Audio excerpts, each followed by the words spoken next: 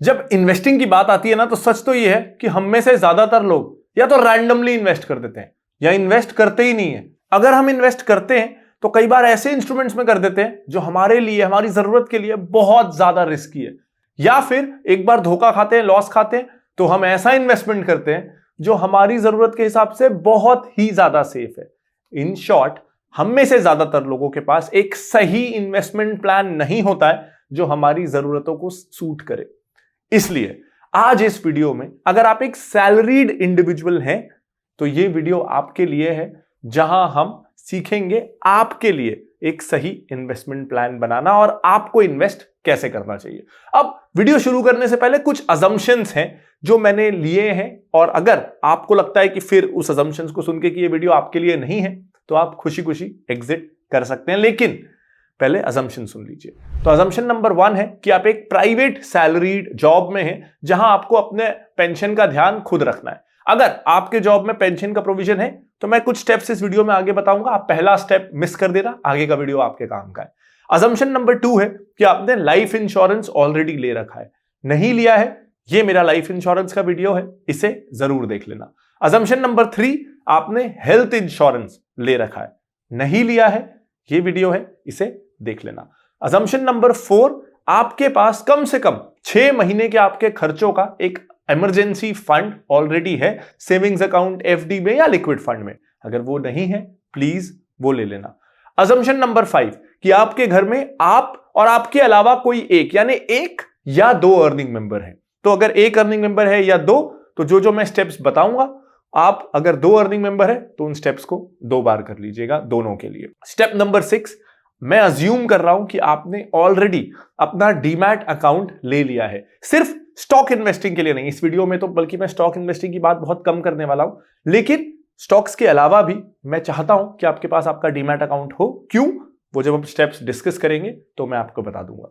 अगर ऑलरेडी आपने अपना डीमैट अकाउंट नहीं खुलवाया है तो आपको जाना है select.finology.in पे, लिंक आपको डिस्क्रिप्शन पे मिल जाएगा, जहां आप इंडिया के बेस्ट ब्रोकर्स को कंपेयर कर सकते हो और कंपेयर करके जरूरत के हिसाब से अपने लिए सही ब्रोकर चुन के आप बिना कारण की ब्रोकरेज फीस या account opening fees, maintenance fees, ये सारी फीस को बचा सकते हो।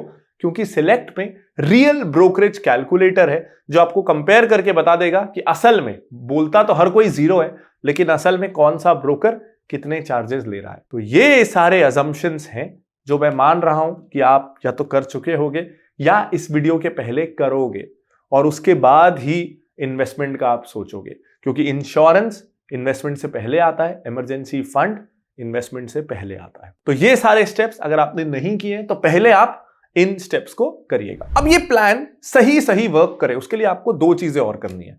देखो, आप वीडियोस बहुत सारे देखते हो, मेरे भी, किसी और के भी, हम बुक्स बहुत सारे पढ़ते हैं, पॉडकास्ट बहुत सारे सुनते हैं, लेकिन वो इंप्लीमेंट नहीं होता। क्यों? क्योंकि इतना सारा नॉइज है, इतनी सारी चीजें हम रोज कंज्यूम कर रहे हैं, क्या क्या फॉलो करें। और इसीलिए ये स्टेप्स फॉलो हो, उसके लिए आपको ज्वाइन करना है मेरा व्हाट्सएप ग्रुप, लिंक डिस्क्रिप्शन में मिल जाएगा, जहां मैं आपको एक डाउनलोडेबल चेकलिस्ट दूंगा जिससे आप खुद को रिमाइंड कर सकेंगे कि आपने स्टेप्स किए हैं या नहीं और किस ऑर्डर में आपको ये स्टेप्स करने हैं। और उस व्हाट्सएप ग्रुप में मैं खुद आपको रिमाइंडर्स भी भेजता रहूंगा कि आपको इस प्लान को फॉलो करते रहना है।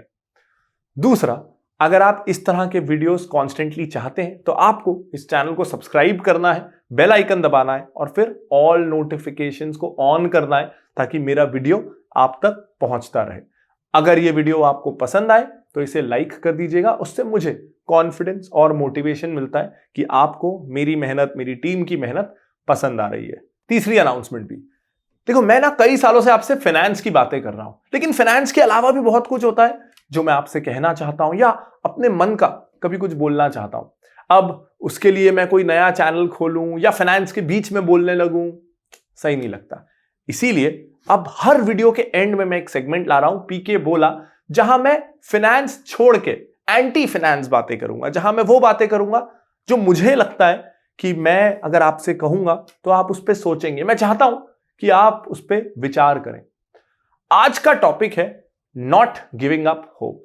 इस बारे में एक अच्छी सी कहानी से डिस्कस करेंगे पीके बोला में वीडियो के एंड में, ताकि फाइनेंस के डिस्कशन में कोई डिस्टर्बेंस ना हो। जब जब मैंने लाइफ में लो फील किया है, मुझे इस कहानी ने, जो आज मैं डिस्कस करने वाला हूं, उसने बहुत मदद की है। तो एक बार उस सेगमेंट को सुन के ट्राई जरूर करिएगा वीडियो के एंड। और अब शुरू करते हैं सैलरीड लोगों के लिए 5 मिनट का सिंपल फाइनेंशियल प्लान जो उन्हें in the long run wealthy, बहुत बहुत वेल्दी बना सकता है। अब जो मैं स्टेप्स बता रहा हूं, जो मैं इंस्ट्रूमेंट बता रहा हूं, वो in the order of importance है। यानी पहला सबसे जरूरी, दूसरा उससे कम, तीसरा उससे कम, चौथा पूरी तरीके से ऑप्शनल।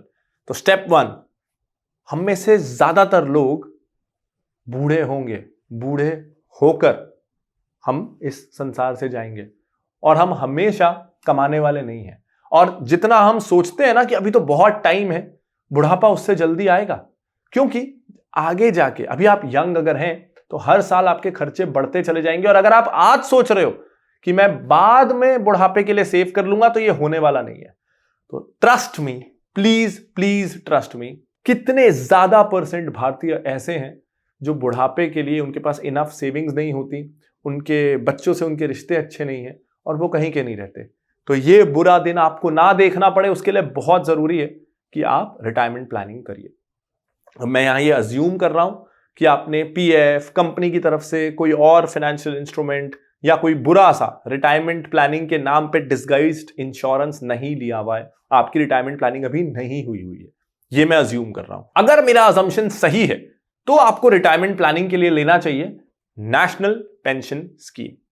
अब इसमें एक सबसे बड़ा प्रॉब्लम यह आता है कि कितना रिटर्न हमें एक्सपेक्ट करना है, सेकंड कितना पैसा हम उसमें लगाएं कि हमारा लाइफस्टाइल आफ्टर रिटायरमेंट सही सही चलता रहे। तो ये कैसे होगा, आपको कितना अमाउंट एनपीएस में लगाना है, ये आप आज कैसे डिसाइड कर पाओगे। तो देखो, थ्योरेटिकली कंसेप्ट ये है कि आप ये सोचो कि आज से 2 साल 4 साल बाद, अगर आपकी शादी नहीं हुई है तो शादी हो जाए, 1 या 2 बच्चे रहें, जितने भी आप प्लान कर रहे हो, उनके साथ आपके 2 या 4 साल या 5 साल बाद खर्चे कितने होने वाले हैं। दूसरा असम्पशन, आपके रिटायरमेंट को कितना टाइम है। फिर मान लो 5 साल बाद आपका खर्चा होने वाला है, आपको लगता है 50,000 रुपए महीने का, आपके रिटायरमेंट को अभी 30 साल है। तो 5 साल बाद जब आप 50,000 रुपए महीने का खर्च कर रहे होगे, आपके रिटायरमेंट को 25 साल और रहेंगे। यानी जो खर्चा 5 साल बाद 50,000 है ना, वो शायद 25 साल बाद 5 लाख होगा, 3 लाख होगा। तो हमको महंगाई को भी कंसिडर करना है। और फिर आएगा कि 25-30 साल बाद आपके पास कितना वेल्थ, कितना अमाउंट एफडी में होना चाहिए या कितना अमाउंट कॉर्पस बैंक में होना चाहिए कि आप ब्याज से अपना जीवन गुजार सको। इसमें एक और एक्सपेक्टेशन ये होती है कि आप क्या सोच रहे हो कि आप कितना जियोगे। देखो, आज भारत की लाइफ एक्सपेक्टेंसी, यानी एक एवरेज इंसान जब पैदा होता है तो ये अज्यूम किया जाता है कि वो रफली 73-74 ईयर्स के आसपास जिएगा, लेकिन ये बढ़ेगा। तो आज एक सेफ अजम्पशन है कि हम ये एक्सपेक्ट करें कि हम 80 ईयर्स तक जिएंगे। एक और अजम्पशन इसमें यह आता है कि हम कितने सालों तक कमाएंगे, यानी रिटायरमेंट एज क्या है। इसे भी ना कंजर्वेटिव रखना चाहिए, कहीं ना कहीं 55 से 60 के बीच। अब ये सारे कैलकुलेशंस आप कैसे करोगे यार, ये तो बहुत कॉम्प्लेक्स हो रहा है। इसी कॉम्प्लेक्सिटी के कारण लोग फाइनेंशियल प्लानिंग नहीं करते, इसको सिंपल कर देते ना। आपको जाना है फिनोलॉजी के फ्री रिटायरमेंट कैलकुलेटर में, लिंक मैंने डिस्क्रिप्शन में दे दिया है। अब आपको सिंपल से असम्पशंस डालने हैं। आपकी अभी एज क्या है, आप किस एज में रिटायर होंगे, आप क्या सोच रहे हो, आपकी लाइफ एक्सपेक्टेंसी क्या है। जैसा मैंने कहा, इसको 80 के आसपास रखेंगे तो सही है। आप कितना रिटर्न एक्सपेक्ट कर रहे हो, इसको भी कंजर्वेटिव रखना, 10% के आसपास रखना। ऐसा नहीं कि आप 12% 15% एक्सपेक्ट कर रहे हो, कंजर्वेटिव रखना। हर फील्ड को कंजर्वेटिव रखना। आप कब रिटायर होंगे, इसको 60 से ऊपर मत लेना। और फिर आखिर में रिजल्ट आएगा कि आपको हर महीने कितना इन्वेस्ट करना है। आप जब रिटायरमेंट के करीब होगे तो आपके पास कितना अमाउंट होगा और उससे आपको कितना ब्याज आएगा। तो फिनोलॉजी का रिटायरमेंट कैलकुलेटर फ्री है, आपके लिए पूरी तरीके से आसानी से ये रिटायरमेंट प्लानिंग करके दे देगा। जो अमाउंट ये बोल रहा है कि आपको इतना अमाउंट इन्वेस्ट करना है, उसको सिंपल तरीके से आप एनपीएस में इन्वेस्ट कर देना। अब एनपीएस में आप कैसे इन्वेस्ट करोगे, क्योंकि ना इस जो ऑप्शनल अकाउंट होता है उसमें बहुत सारी चॉइस आ जाती है, ऑटो चॉइस, मैनुअल सिलेक्शन। तो चीजों को सिंपल रखना, ऑटो चॉइस। सरकार ने नियम बनाया है, ये फाइनेंशियल रूल्स बनाए हैं, सोच समझ के बनाए हैं। हमें अपना ज्यादा दिमाग क्यों लगाना, थोड़ा कंजर्वेटिव है, थोड़ा सेफ है। लेकिन यार इस कॉर्पस में ना 2, 5, 10 लाख रुपए कम आए, लेकिन आ जाए। मेरे को पता चला मैं 2 के बदले 2.25 करोड़ एम करने गया, एंड अप मैं 1.5 करोड़ पे कर दिया, ये नहीं होना चाहिए। 5-10% अमाउंट कम होगा चलेगा, लेकिन ज्यादा कम नहीं होना चाहिए। इसलिए ऑटो चॉइस को चूज कर लेना, एनपीएस में जितना ये कैलकुलेटर बता रहा है उतना डाल लेना। अब एनपीएस क्यों? एनपीएस का एक बहुत बड़ा डाउनसाइड बताया जाता है कि इसमें लिक्विडिटी खराब है, बहुत ही रिजिड है, आप पैसा 55-60 के बाद ही निकाल पाओगे। लेकिन यही तो इसकी अच्छी चीज है ना, क्योंकि अगर मैं स्टॉक्स, म्यूचुअल फंड्स, पीएफ किसी ऐसे के थ्रू जब मैं रिटायरमेंट प्लानिंग करना चाहता हूं और मैं बहुत यंग हूं, तो 15 साल में पीएफ खत्म हो जाता है, मैं ना रिटायरमेंट तक पैसा बचा नहीं पाता हूं, कहीं ना कहीं वो पैसा लग जाता है। इसमें लगा हुआ पैसा फंसा रहेगा ना, तो रिटायरमेंट में काम आएगा। कोई बहुत लिक्विड इंस्ट्रूमेंट में लगाऊंगा, पैसा निकल जाएगा। तो देखो, इस इंस्ट्रूमेंट का पर्पस है रिटायरमेंट प्लानिंग। अब रिटायरमेंट प्लानिंग इंस्ट्रूमेंट अगर इललिक्विड है तो मुझे ये डिसएडवांटेज नहीं, मुझे तो ये एडवांटेज लगता है। तो इस एडवांटेज का फायदा उठाना, रिटायरमेंट प्लानिंग एनपीएस से करना। स्टेप नंबर 2, जब रिटायरमेंट प्लानिंग हो जाए तो अब आते हैं अपन गोल प्लानिंग पे। अपन गोल्स को 2 पार्ट्स में डिवाइड करते हैं। एक गोल जो 5 साल से ज्यादा दूर है, एक गोल जो 10 साल से ज्यादा दूर है। जैसे मान लेते हैं तो 5 साल वाला गोल हो सकता है शादी, और 10 साल वाला गोल हो सकता है खुद का घर लेना। तो 2 पार्ट में डिवाइड करते हैं। अब जो गोल 5 साल से ज्यादा दूर है लेकिन 10 साल से पहले है, उसके लिए आप ले सकते हो सॉवरेन गोल्ड बॉन्ड। रिटर्न्स कोई गारंटी नहीं है, लेकिन एक रीजनेबल एक्सपेक्टेशन होगी इसमें 11-12%। तो 11-12% का टैक्स फ्री रिटर्न अगर आप मैच्योरिटी तक रखते हो, तो आफ्टर टैक्स रिटर्न्स इस इंस्ट्रूमेंट के बहुत अच्छे हैं। लिक्विडिटी कहने को लॉक इन है, लेकिन आप स्टॉक एक्सचेंज से कभी भी ले सकते हो, कभी भी बेच सकते हो। हाँ, उस केस में जो टैक्स बेनिफिट है, जो टैक्स एग्जेम्पशंस हैं, वो नहीं रहेंगे, लेकिन लिक्विड है। तो मैं ऐसे म्यूचुअल फंड स्टॉक्स जितना हाईली लिक्विड तो नहीं कहूंगा, लेकिन सेमी लिक्विड इंस्ट्रूमेंट है। अगर आप बैंक से न्यू इशू ना लेके स्टॉक मार्केट से लोगे तो 5% तक का डिस्काउंट भी मिलता है। नॉर्मल गोल्ड लेने जैसे इस पे मेकिंग चार्ज नहीं है, जीएसटी नहीं है, तो कोई एडिशनल चार्ज नहीं लगता। ऊपर से सरकार इन्वेस्टमेंट पे 2.5% का ब्याज भी देती है। 2.5% आपका रिटर्न वहीं बढ़ गया। फ्लेक्सिबल है, डिजिटल ले सकते हो, सेफ्टी सिक्योरिटी का पंगा नहीं है, काफी अच्छा इंस्ट्रूमेंट है। गोल प्लानिंग के लिए एक ये ऐसा ब्लाइंड इंस्ट्रूमेंट है जो मैं ज्यादातर लोगों को कहता हूं कि ले लेना चाहिए। एक और एडवांटेज है, गोल्ड का प्राइसेस ना ग्लोबली गवर्न होता है। तो कई बार अगर हमारा स्टॉक मार्केट 2-4 साल अच्छा नहीं कर रहा है और आपको पैसों की जरूरत है, वैसे में हो सकता है गोल्ड अच्छा कर रहा हो, क्योंकि ये तो इंटरनेशनली लिंक्ड है, ग्लोबल सप्लाई डिमांड से गवर्न होता है। तो हो सकता है स्टॉक मार्केट अच्छा नहीं कर रहा, वहां आपका पैसा फंसा हुआ है, लेकिन जो पैसा आपने सॉवरेन गोल्ड बॉन्ड में डाला है वहां अच्छा रिटर्न मिल रहा है, आप उसको निकाल सकते हो। तो 5 से 10 साल तक के जो गोल है उसके लिए सॉवरेन गोल्ड बॉन्ड बहुत अच्छा ऑप्शन है। अब सॉवरेन गोल्ड बॉन्ड जब आप ब्रोकर से लेने जाते हो ना, तो एक प्रॉब्लम आता है, बहुत सारे दिखने लगते हैं, कौन सा लो समझ में नहीं आता।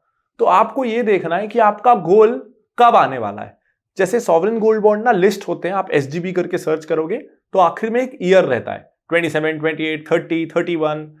ये वो ईयर है कि कब ये बॉन्ड मैच्योर होगा, यानी कब ये बॉन्ड की वैलिडिटी खत्म हो जाएगी, तब आपको आपके पैसे मिल जाएंगे। और क्योंकि आपने मैच्योरिटी तक बॉन्ड को रखा है तो आपको इनकम टैक्स बेनिफिट्स भी मिलेंगे। तो आप उस हिसाब से अलग अलग सॉवरेन गोल्ड बॉन्ड ले सकते हो, डिपेंडिंग ऑन कि आपको उन पैसों की जरूरत कौन से साल में आनी है, एक रीजनेबल अंदाजा। क्योंकि सिवियर लॉक इन है नहीं। मान लो आप 2030 वाला भी ले लेते हो और आपको जरूरत 2029 में भी आ गई, तो आप पहले निकाल तो सकते ही हो, थोड़े बहुत टैक्स बेनिफिट नहीं मिलेंगे। तो बहुत रिजिड नहीं है, लेकिन थोड़ा बहुत अगर आप उस हिसाब से बॉन्ड्स को सिलेक्ट करोगे तो ज्यादा आसानी रहेगी।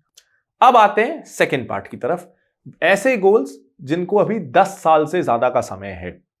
तो देखो, हिस्टोरिकल डेटा ये बोलता है कि 10 साल से ज्यादा समय अगर आप इक्विटी को दे रहे हो ना, यानी स्टॉक्स या म्यूचुअल फंड को, तो आपके रिटर्न्स बहुत अच्छे होते हैं, चाहे आपने गलत म्यूचुअल फंड ही क्यों ना ले लिया हो। अच्छा लोगे तब तो अनप्रेसिडेंटेड रिटर्न्स आएंगे, बुरा भी लोगे ना तो एफडी से ज्यादा गोल्ड के आसपास के रिटर्न आ जाएंगे, अगर आप 10 साल से ज्यादा समय इन्वेस्टेड हो तो। अब ऑफ कोर्स कोई गारंटी नहीं है, ये हिस्टोरिकल पैटर्न है, कोई गारंटी नहीं है आगे ऐसा हो, लेकिन एक रीजनेबल एक्सपेक्टेशन है। तो 10 साल से ऊपर के गोल्स के लिए आपको म्यूचुअल फंड्स लेने हैं। बहुत कॉम्प्लिकेट नहीं करना है, यहीं पे कॉम्प्लिकेट होता है। आपको क्या करना है, 2 म्यूचुअल फंड लेने हैं। एक म्यूचुअल फंड ऐसा जो लार्ज कैप इंडेक्स फंड हो, दूसरा म्यूचुअल फंड जो फ्लेक्सी कैप एक्टिव फंड हो। ये एग्जैक्टली कौन से होने चाहिए, ये आपकी जरूरत, नीड, रिस्क प्रोफाइल पे डिपेंड करता है, लेकिन एक जनरल आइडिया के लिए, फर्दर रिसर्च के लिए आप मेरा ये बेस्ट म्यूचुअल फंड्स फॉर 2024 वाला वीडियो देख सकते हो, और आपको एक रीजनिंग मिल जाएगी कि मैं फंड्स को कैसे सिलेक्ट करता हूं। लेकिन ये ध्यान रखना कि म्यूचुअल फंड में इन्वेस्टमेंट उन गोल्स से अलाइन करना जो बहुत लॉन्ग टर्म में है, क्योंकि 2 साल 4 साल 5 साल में हो सकता है इक्विटी मार्केट अच्छा परफॉर्म ना करे। पिछले 3 साल में जैसा परफॉर्मेंस रहा है, ऐसा लगता है कि स्टॉक मार्केट हमेशा ही अच्छा परफॉर्म करेगा, लेकिन ऐसा होने वाला नहीं है। तो अपने गोल्स को ठीक से प्लान करना और उसके करस्पॉन्डिंग इन्वेस्टमेंट्स को केयरफुली करना। अब गोल प्लानिंग और उससे रिलेटेड इन्वेस्टमेंट्स को डिटेल में एज एन एक्सपर्ट कैसे किया जाता है, उसके लिए एक बिगिनर टू एडवांस लेवल का बहुत ही सिंपल कोर्स है, जिसका नाम है, जो नाम भी बताता है कि वो किन के लिए है, इसका नाम है माय फर्स्ट फाइनेंस कोर्स। इसका लिंक आपको वीडियो के डिस्क्रिप्शन में मिल जाएगा और ऊपर कार्ड में भी ये लिंक अवेलेबल है। आप इस कोर्स को ज्वाइन कर सकते हो और मुझसे और मेरी टीम से इन डेप्थ फाइनेंशियल प्लानिंग आप सीख सकते हो। अब हम चौथे ऑप्शन की तरफ आते हैं और ये ऑप्शन ऑप्शनल है, ये है स्टॉक्स में इन्वेस्ट करना। अब ये ऑप्शनल क्यों है? देखो, कई बार ना जब हम बहुत यंग होते हैं तो हम स्टॉक्स में इन्वेस्ट बहुत ज्यादा करते हैं। इन्वेस्ट भी नहीं, हम ट्रेड बहुत ज्यादा करते हैं। ट्रेड भी नहीं, हम F&O के जरिए लेवरेज लेके जुआ भी बहुत ज्यादा खेलते हैं। लेकिन एट द एंड डेटा क्या बोलता है? NSE बोलता है 90% से ऊपर ट्रेडर्स लॉस में, जीरोधा बोलता है 90% से ऊपर अकाउंट होल्डर्स लॉस में। तो डेटा ये बोलता है 10 में से 9 लोग लॉस करते हैं। और याद रखो, यहां मैं लॉस की बात कर रहा हूं। जो बाकी 10% है वो भी इंडेक्स को बीट कर पाते हैं। उनमें से कितने, ये तो अभी डेटा है ही नहीं, उनमें से भी 90% इंडेक्स को बीट नहीं कर पाते होंगे। यानी मेरा अंदाजा तो ये है कि 98-99% लोग जब स्टॉक्स में इन्वेस्ट करते हैं तो मार्केट को अंडर परफॉर्म करते हैं। और इसीलिए म्यूचुअल फंड्स में इन्वेस्ट हर किसी को करना चाहिए। अगर वो इंडिया ग्रोथ स्टोरी में बिलीव करते हैं तो म्यूचुअल फंड में इन्वेस्ट करना चाहिए। स्टॉक्स में आपको कौन सा पैसा लगाना चाहिए और क्यों लगाना चाहिए? जब इतने लोगों को लॉस होता है तो स्टॉक्स में पैसा लगाना ही क्यों चाहिए? एक रीजन, स्टॉक्स में पैसा इसलिए नहीं लगाया जाता कि आप म्यूचुअल फंड से दुगना रिटर्न ले आओगे, होने वाला नहीं है। वो टीम ऑफ एक्सपर्ट हैं, उनको कितने सालों का एक्सपीरियंस है, मैनेजमेंट का एक्सेस है, बहुत एडवांटेजेस हैं। कुछ डिसएडवांटेजेस भी हैं, लेकिन एडवांटेजेस बहुत है। तो उनको आप बहुत ज्यादा मार्जिन से बीट कर पाओगे, ऐसा होने वाला नहीं है। तो इतनी मेहनत क्यों करना खुद स्टॉक्स ढूंढने की? एक रीजन से, इट मेक्स यू स्मार्टर। आप जब अलग अलग इंडस्ट्री पढ़ते हो, बैलेंस शीट पढ़ते हो, एनुअल रिपोर्ट्स पढ़ते हो, आप इन्वेस्टर प्रेजेंटेशंस देखते हो, कॉन कॉल सुनते हो, इतनी रीडिंग हो जाती है कि आप ओवरऑल कुछ सालों में एक मच मोर स्मार्टर इंसान हो जाते हो। तो नॉलेज अल्फा भी है, सिर्फ रिटर्न अल्फा नहीं देखना है। और दूसरा, स्टॉक्स में अगर आप डिसिप्लिन से करो तो ये एक तरह से जैकपॉट जैसा हो सकता है। तो स्टॉक्स का डिसिप्लिन ये है कि इसमें आप वो पैसा लगाओ जिसपे आपके गोल्स डिपेंडेंट नहीं है। मान लो आप महीने का 15,000 बचाते हो और आपके गोल्स के लिए आपने NPS, mutual fund, sovereign gold bond में आपने सब कर लिया, आपके महीने के 2,000 रुपए बच रहे हैं। स्टॉक्स में ये 2,000 रुपए लगा के आप वेल्थ क्रिएशन कर सकते हो कि चलो इससे मैं सीखूंगा भी, इस पैसे को मैं लगाता हूं, अगर मेरे स्टॉक्स बहुत अच्छा किए, क्या पता मेरे पास जो मैंने प्लान किया था कि मैं 2 BHK लूंगा, मेरे पास इतना पैसा आ गया कि मैं 4 BHK ले सकता हूं। तो स्टॉक्स में वो पैसा लगाइए जिसपे आपके गोल्स डिपेंडेंट नहीं है। जो अगर थोड़ा बहुत लॉस भी हो गया, सिंपल थंब रूल तो ये, वो पैसा लगा दो that you can afford to lose. तो ये स्टूडेंट्स को भी इन्वेस्टिंग मैं जरूर कहूंगा कि स्टॉक मार्केट में इन्वेस्टिंग हर किसी को करनी चाहिए जिसके पास थोड़ा बहुत भी स्पेयर पैसा है। एक पिज्जा ना खा के अगर आप उसका शेयर ले लो, छोटी छोटी चीजें, इससे हम स्मार्टर इंसान बनते हैं। और एक और फायदा है स्टॉक मार्केट का, जब हम इन्वेस्ट करना शुरू करते हैं ना तो हमें मजा आता है। इस मजे के कई डाउनसाइड हैं, जुआ और ये वो जो मैंने आपको बताया, लेकिन एक फायदा है, हम ना जो फालतू के खर्चे करते हैं, अननेसेसरी खर्चे, हम उसको रोकने लगते हैं क्योंकि हम चाहते हैं यार इसको भी ना मैं स्टॉक मार्केट में लगा देता हूं। तो कई बार लॉस भी हो रहा हो तो वो लॉस होता है जो पैसा एनीवेज हम पिज्जा खाते, तो उसके बदले अगर वो पैसा मार्केट में लगा और 20% कम भी हो गया, 1000 का 800 भी हो गया, तो भी वो पूरा 1000 पहले तो लॉस होने वाला था पिज्जा खा के, अब उसमें से 800 तो बचा, हम इंटेलिजेंट भी हो गए, लेसन भी मिल गया, अगली बार प्रॉफिट भी होगा। तो स्टॉक मार्केट के कारण रिटर्न्स हो सकता है थोड़े बहुत ज्यादा है, एडवांटेज 1। एडवांटेज 2, आप ज्यादा नॉलेजेबल बनोगे। एडवांटेज 3, आप सेव ज्यादा करोगे। इसीलिए मैं कहता हूं हर किसी को अगर वो अफोर्ड कर सकता है तो उसको स्टॉक मार्केट में इन्वेस्ट करना चाहिए। अब कैसे करना चाहिए? 2 तरीके, या तो आप किसी ट्रस्टेड एक्सपर्ट के बास्केट में इन्वेस्ट कर सकते हो, या आप खुद सीख सकते हो, रिसर्च कर सकते हो। मैं आपको दोनों सॉल्यूशन देता हूं। अगर इफ यू थिंक कि we are the right people to give you stock recommendations, तो इस मंथ के एंड में हम लेके आ रहे हैं Finology 30, our annual list of 30 stocks, जहां हम कोशिश करते हैं कि हम सेफ्टी के साथ आपको अच्छे रिटर्न्स दें, ये पूरी कोशिश करेंगे। ज्यादा रिस्क लेके हीरो बनने की कोशिश ना करें, सेफ्टी और रिटर्न्स का बैलेंस रखें। तो फिनोलॉजी 30 आ रहा है मंथ एंड, और अभी आप उसके लिए प्री रजिस्टर कर सकते हो, जिससे आपको 2000 रुपए का डिस्काउंट भी मिलेगा। लिंक डिस्क्रिप्शन में है और ऊपर कार्ड में भी है। इसके अलावा ये अप्रोच 1 था। दूसरा अप्रोच भी है, आप खुद सीख सकते हो और खुद प्रैक्टिस कर सकते हो। अगर आपको सीखना है तो फिनोलॉजी का my first stock market course एक बहुत अच्छा पहला कदम होगा सीखने के लिए। और उसके बाद आपको मार्केट ट्रैक करना है, अपनी पोर्टफोलियो बनाना है, जो सीखा है वो इंप्लीमेंट आप कर पा रहे हो कि नहीं, स्टॉक्स आप पिक कर पा रहे हो कि नहीं, उसके लिए फिनोलॉजी टिकर एक परफेक्ट प्लेटफॉर्म होगा बिगिनर्स के लिए। क्यों? क्योंकि फिनोलॉजी टिकर में एडवांस्ड वैल्यूएशन कैलकुलेटर्स हैं, जिसके लिए आपको कॉम्प्लेक्स एक्सेल नहीं सीखना। आप बस असम्पशन डालो आपको रिटर्न कितना चाहिए, और ये कैलकुलेटर आपको बता देगा कि आपके एक्सपेक्टेशन के हिसाब से ये स्टॉक महंगा है या सस्ता है। इसके अलावा ये बैलेंस शीट को परसेंटेज वैल्यूज में कन्वर्ट करके बैलेंस शीट एनालाइज करना आपके लिए आसान कर देगा।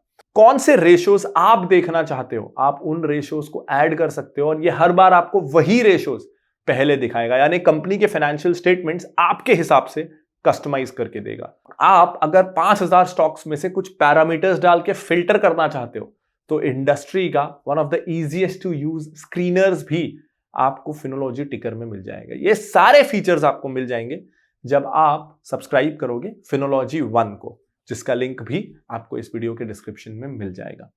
उम्मीद करता हूं ये वीडियो से आपको काफी क्लैरिटी मिली होगी। अब हम बात करते हैं नॉन फाइनेंस चीजों की, हम बात करते हैं नेवर गिविंग अप होप की। क्योंकि कई बार जब हम गिव अप करने वाले होते हैं, भगवान या प्रकृति बस तभी हमें रिवॉर्ड करने वाली होती है, लेकिन हम गिव अप कर जाते हैं, हम अपने दरवाजे बंद कर देते हैं, और जो कुछ हमें मिला था वो दरवाजे के बाहर प्रकृति लेके खड़ी रहती है, लेकिन हम दरवाजा बंद कर देते हैं, उसे लौटना पड़ता है। तो मुझे जब चीजें सही नहीं चल रही होती हैं तो हमेशा मदद करती है पृथ्वीराज चौहान की कहानी ऑन नॉट गिविंग अप। बचपन से ना मुझे हिस्ट्री पढ़ने का बड़ा इंटरेस्ट है, फाइनेंस से ज्यादा इंटरेस्ट मुझे हमेशा से हिस्ट्री में रहा है। तो पृथ्वीराज तो खास करके मेरे आइडल रहे। तो जब हम राजस्थान घूमने जाते थे, पापा का बिजनेस होता था राजस्थान में, तो हम घूमने जाते थे, तो वहाँ मैं हर लाइब्रेरी, हर बुक स्टोर में पृथ्वीराज रसो की कमेंट्री, उसका कोई नया व्याख्यान, ये ढूंढता रहता था। ना जाने कितने एडिशंस मैंने पढ़े होंगे। कहीं कोई पृथ्वीराज पे कोई किताब लिख दे, मैं उसे जरूर खरीदूंगा, उसकी एक कॉपी बिकना तो मेरे नाम पे पक्का रहता था। मुझे ना एक दो चीजें बहुत हैरान और बहुत मोटिवेट करती हैं उनके बारे में। जरा सोचो, कोई आप पे आके आक्रमण करता है, कोई पूरी सेना लेके आता है, और ये नंबर वेरी करता है हिस्टोरियंस में। कोई कहता है कि मोहम्मद घोरी ने 1 बार आक्रमण किया था, पृथ्वीराज ने माफ किया, कोई कहता है कि 16 बार माफ किया। तो ये नंबर पे अपन नहीं जाते, लेकिन सोचो अगर 1 बार भी किया, कोई अपनी सेना लेके आप पे आक्रमण करता है, आप उसको युद्ध में हरा देते हो, वो आपकी तलवार की नोक पर है, वो भीख मांगता है, और आपका दिल इतना बड़ा है कि आप उसको बोलते हो ठीक है, तू मुझसे भीख मांग रहा है, तू निहत्था है, मेरे सामने घुटनों पे है, मैं तुझे मार नहीं सकता, जा। बहुत बड़ा लेसन है इसमें ये कि पृथ्वीराज हमें सिखाते हैं कि पावर को मिसयूज नहीं करना है। जरा सोचो ना, आपने कब कब लाइफ में किसी को झापड़ मारा होगा, या मारा होगा, झापड़ नहीं कुछ भी मारा होगा।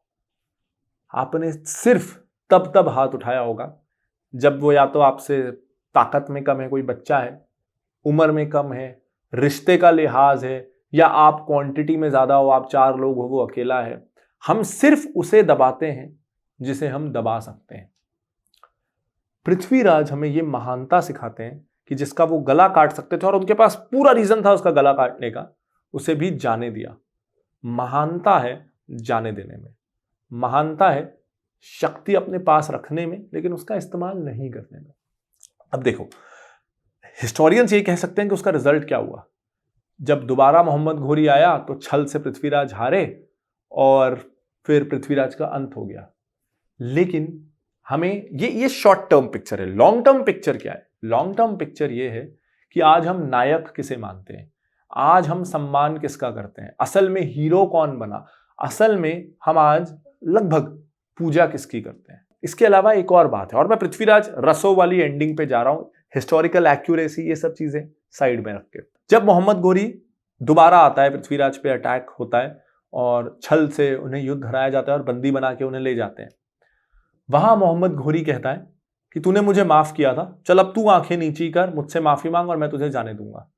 लेकिन वो ऐसा नहीं करते, उनमें खुददारी स्वाभिमान था, वो माफी नहीं मांगते। वो कहते मैंने कुछ गलत नहीं किया, तू मेरी धरती पे आया, मेरे लोगों को मारा, तो मैं किस बात के लिए माफी मांगू, मैं तो अपनी धरती को बचा रहा था।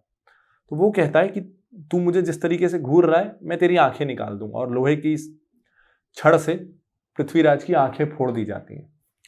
अब ये ऐसा समय है जहां कोई भी इंसान जीवन से गिव अप कर देगा, वो उसके लिए जीवन खत्म हो जाएगा, वो डिप्रेशन में होगा, दर्द में होगा, और वो बस शायद मौत मांगेगा। लेकिन उस समय भी जब आपको अंधा कर दिया गया है, आप विदेशी धरती में जेल में बंधक बन के रहे और आप सारी जिंदगी उसके पहले राजा थे, डाउनफॉल कितना बड़ा था, उस चीज को एक्सेप्ट करना, हार ना मानना, और फिर उस घड़ी में भी जहां कोई भी गिव अप कर दे, ये प्लान करना कि मैं अपने दुश्मन का अंत कैसे कर सकता हूं, मैं इसे मार कैसे सकता हूं। जो राजा है, अपने देश में है, जिसके पास पूरी सेना है, और आप अकेले जेल में अंधे उसके यहां बंदी हो, तब भी आप ये सोच रहे हो कि मैं उसे मार कैसे सकता हूं।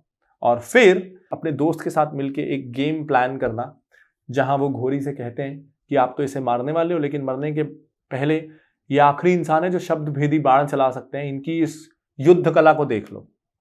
पृथ्वीराज को बुलाया जाता है कोर्ट में, और एक दरबान कहता है चलाओ तीर, जरा हम भी देखें कि बिना आंखों के आप कैसे निशाना लगा सकते हो। वो तीर नहीं चलाता। दरबान फिर कहता है चलाओ तीर, वो तीर नहीं चलाता।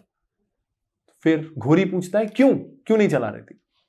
तो उसका दोस्त कहता है कि ये अभी भी खुद को राजा समझते हैं, सिर्फ एक राजा के हुक्म से ये तीर चलाएंगे। घोरी कहता है चलाओ तीर। पृथ्वीराज इसे सुनते हैं, उनके जो दोस्त होते हैं चांदवरदाई, वो उनकी मदद करते हैं एंगल समझने में, और कहते हैं 4 बांस 24 गज, अंगुल अष्ट प्रमाण, ता ऊपर सुल्तान है, मत चूको चौहान। और इसके साथ ही पृथ्वीराज तीर चलाते हैं, जो घोरी को लगता है, और मोहम्मद घोरी मर जाता है। इस कहानी में से जो शक्ति मिलती है ना, कि कुछ भी हो जाए, अगर आप हार नहीं मानोगे तो कोई आपको हरा नहीं सकता। हार उसी की है जो हार मानेगा। पृथ्वीराज ने हार नहीं मानी। ये मुझे, जब भी मैं तकलीफ में होता हूँ, ये कहानी मेरी बहुत मदद करती है। उम्मीद करता हूँ आपको भी मदद करेगी। ये सेगमेंट आपको कैसा लग रहा है मुझे कमेंट करके बताइएगा। अदरवाइज अगर आपको पसंद नहीं आएगा तो मैं फाइनेंस की ही बातें करूंगा, वरना हर वीडियो में ऐसी एक इंटरेस्टिंग कहानी भी लाते रहेंगे। This is Pranjal Kamra signing off. Bye bye.